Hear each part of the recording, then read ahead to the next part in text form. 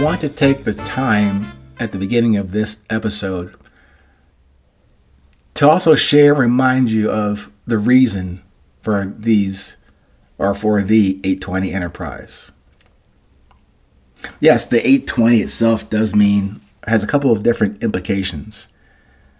First of all, it was a way for me to hopefully have something out there in this world of millions of podcasts and audio and video types, including Instagram and YouTube.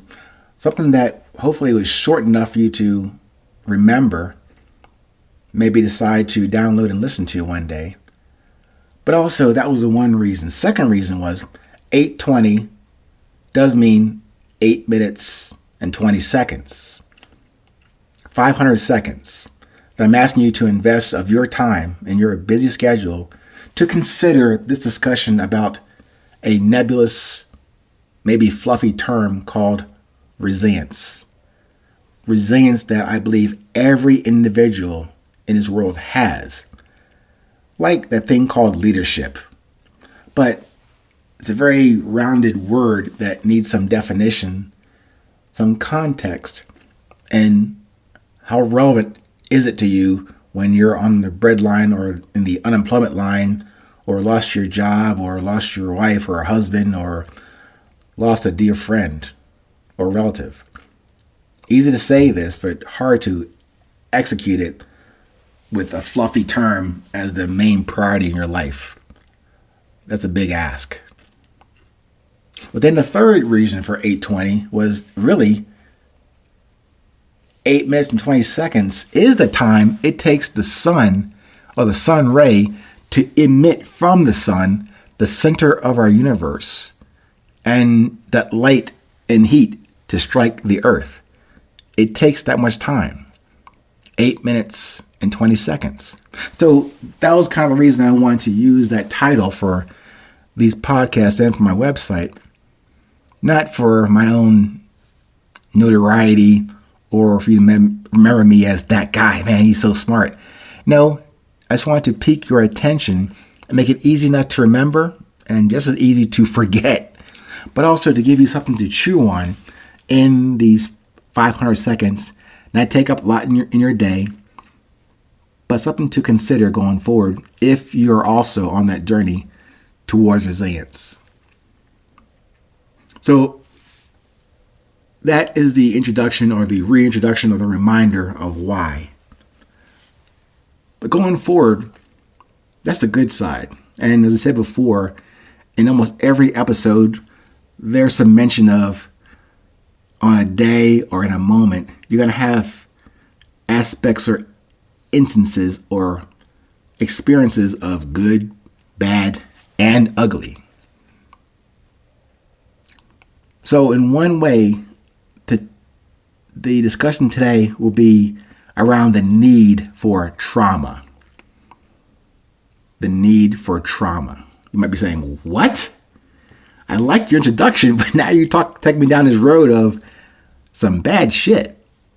Nah, let's talk about it though.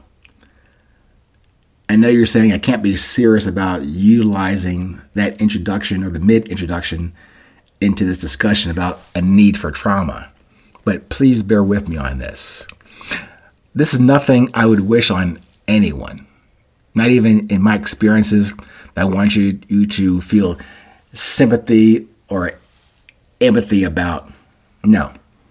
As I mentioned before, these stories, these episodes around the context of resilience are about my journey to and through resilience.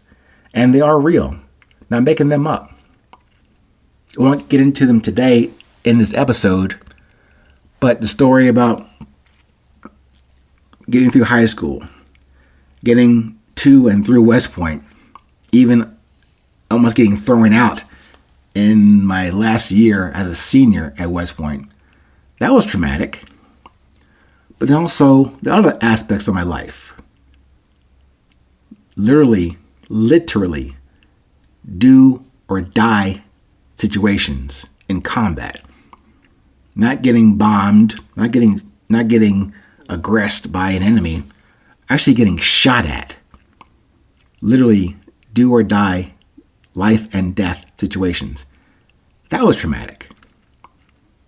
Moving forward into my personal and as a civilian experience with a stroke, a brain stroke that led to me not even being able to form a intelligible sentence or word for 3 to 6 months. That was traumatic. Not being able to speak, and that was my job as a core function as being a human being, and not being able to say anything was traumatic. Also, going forward, having quadruple heart bypass surgery, that was traumatic. And literally dying on a table, heart taken out, so they can reconfigure it with some more pipes and stuff and putting it back. That was traumatic. Although I didn't do the surgery, I was just kind of like the bystander and the participant. But after, let me tell you, it was not pretty and it was not happy. Very painful. But I hope not. I'm sorry. Don't forget this part. And through all that time, as a summary kind of sorta, 3 marriages and 3 divorces. That was traumatic. So going forward, not trying to look for any sympathy or empathy, I'm just giving you a brief brush overview of these journeys towards my own resilience. I hope just the examples can help you on your own journey. But no, you have other areas probably even greater than my experiences of trauma. So no, we don't need trauma, but each of us, we receive trauma as something we need to go through to grow before we actually die. And to me, that's called resilience. Now, do you need trauma every day? Probably not. But remember, this life that you have, you do not get to prescribe it for yourself. Yes, right here, now, is that thing I mentioned to you before called fate. That fixed type of fate that my African elder, Mr. Tamba, taught me. That fate is fixed. You can't change it. You don't even respect it or appreciate it until after the fact, after the experience of your good fate, your bad fate, your ugly fate. Only good side about all those aspects, those 3 aspects of good, bad, and ugly, is that they will all pass. Not in any given order, but you'll experience all of those maybe in one day, maybe in 1 week, maybe in one moment. All 3 of those. But levels of trauma are relevant to you and relevant to your self-discovery of your own resilience. Stay present.